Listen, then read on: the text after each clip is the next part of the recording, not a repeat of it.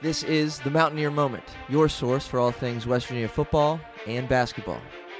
From pregame to postgame coverage and breaking news, we've got you covered. Let's go. All right, Mountaineer fans, welcome to another episode of Mountaineer Moment. I'm your host. My name is Troy, and excited that the Mountaineer football season is underway at this point. Another episode today where we're just breaking down a little bit of the action and three questions that I have that still need answers after the Week 1 win over Robert Morris by a score of 45-3. The previous episode, if you want to go check that one out, if you haven't already, are 5 takeaways that I have from the game, good, bad, or indifferent. But then today, this episode right here is 3 questions of probably a lot of questions that you might have and that I might have. But the 3 that first come to my mind after the Week 1 victory and things that I think still need answers that hopefully we're going to get over the coming weeks.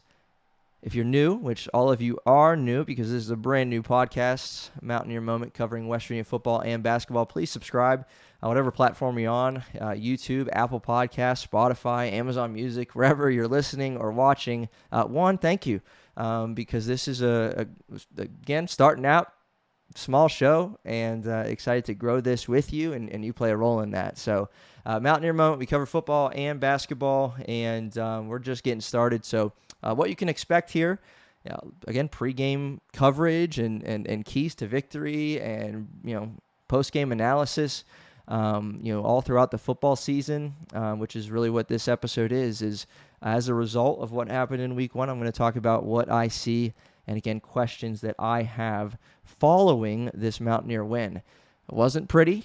Certainly not pretty in the first half. 10-3 lead because of 3 Mountaineer fumbles. Well, 4 fumbles, 3 that happened to be recovered by the Colonials.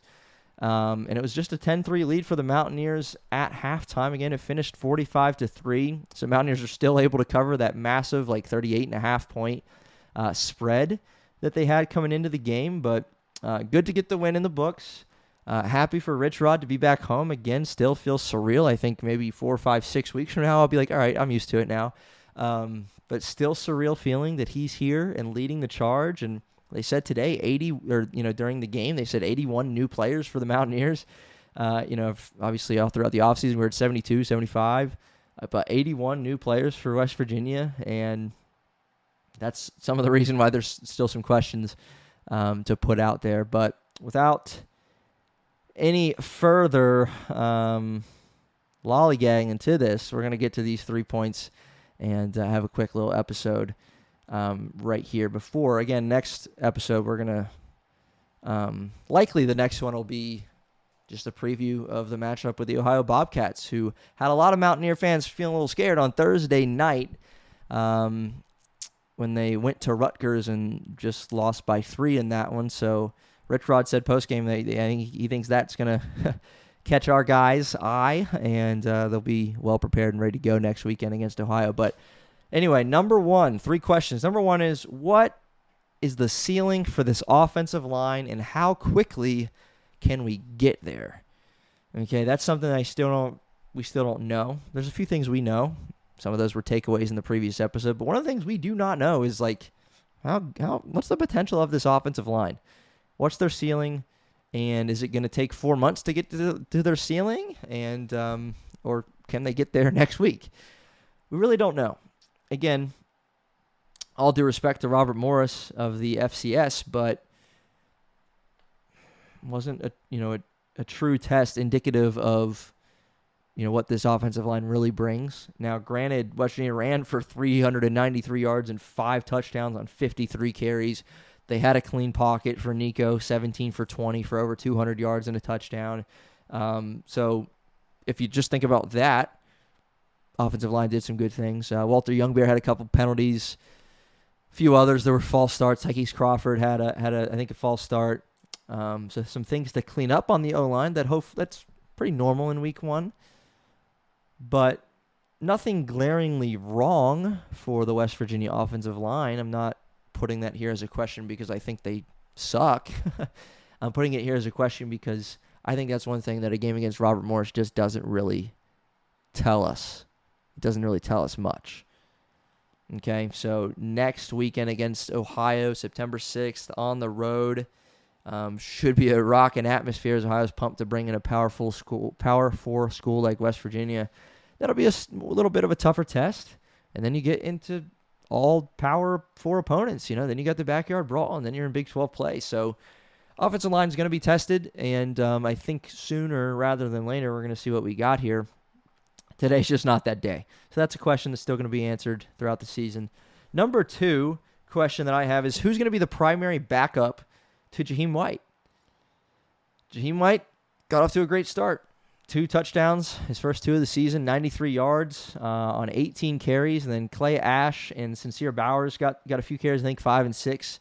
Bowers took one maybe 20, 25 yards to the house for a touchdown. So that was encouraging. Ty Edwards saw the field very little, obviously with his lawsuit now being deemed eligible to play. So he did see the field, very limited action. D.R. Hubbard, I saw him a little bit, but didn't see him in the backfield and did not get a carry. But that's another guy, a freshman, that is supposed to play a role for this West Virginia offense. But, man, and this is a question I have, but it might not really get answered, right? Maybe it's all 4 of those guys are going to collectively back up Jahiem White. I don't know. I mean, I really don't know. What I do know is at some point, Jahiem White's going to need a break. At some point, Jahiem White's going to need some help, right? This is Rich Rod's offense. I mean, I set a line, I think, Jahiem White to get 13 and a half carries in that over-under episode that I did. You can go back and watch that, see how I did. He ended up with 18. Part of that because it was a 10-3 game at half. And we know he's going to be the guy. C.J. Donaldson's no longer here. Had a solid Week 1 performance in Ohio State's win over Texas. But someone's got to back up Jahiem White. And again, whether that's by committee or one of these guys that got carries today, or D.R. Hubbard or Ty Edwards are going to step up and really solidify themselves as that number 2, I don't know. But that's a question I think that needs answered. Like, what's the situation really going to look like behind Jahiem White? He's the guy, but what's it look like behind him? And third, and lastly, finally, when and how is Zac Alley going to deploy this multifaceted, complicated-looking defense and all the looks and all the troubles that can present to opposing offenses? Again, Robert Morris, an offense that struggled mightily today. There was not a great need for Zac Alley, the defensive coordinator, to show a lot, to change a lot of schemes, to adjust his game plan. And so that's understandable that he didn't do a whole lot as far as, you notice, Zac Alley's doing this. He's coming out with the second half adjustment of this. There wasn't a lot of that. There wasn't a need for a lot of that. And that's a positive in the sense that it doesn't put anything on tape for Ohio or Pittsburgh and beyond. But, I mentioned in the takeaways from the game episode, super intrigued to see Zac Alley's defense in full force and to see them, even against Robert Morris, flying around, getting in the backfield, getting in passing lanes. That was really, really encouraging to see. But, man, I'm curious to see, because as fans, we notice when things change on, the defensive side of the ball. We notice when, you adjust coverages and when you just come at things from a different scheme because of what the offense is presenting you, in-game adjustments. So I'm curious to see Zac Alley's brilliant mind at work when he's forced into that, because we're not going to hold every team to 120 yards of offense. We're just not. So what is this team really going to look like defensively when you're thrown into a situation where the offense is moving the ball a little bit? What's Zach going to pull out of his hat? And, Parker Navarro of Ohio can run a little bit. Had a good game against Rutgers. Again, they just fell short, but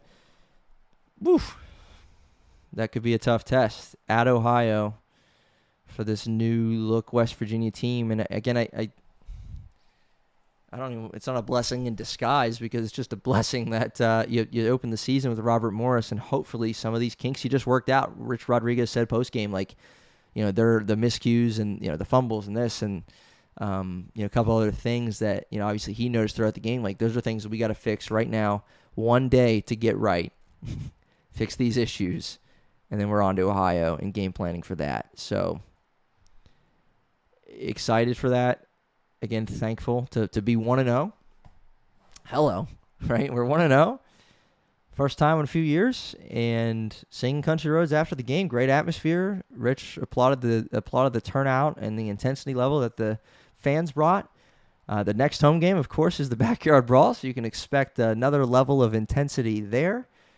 But West Virginia gets the job done. Wasn't always pretty. There's still some questions, but they're 1-0 nonetheless, 45-3, and they're on to Ohio.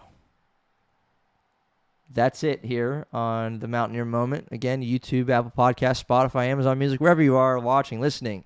Please consider subscribing. Drop a comment in the comment section. I'd love to interact. I've got a few comments already on just a few episodes that we've had, so love doing that.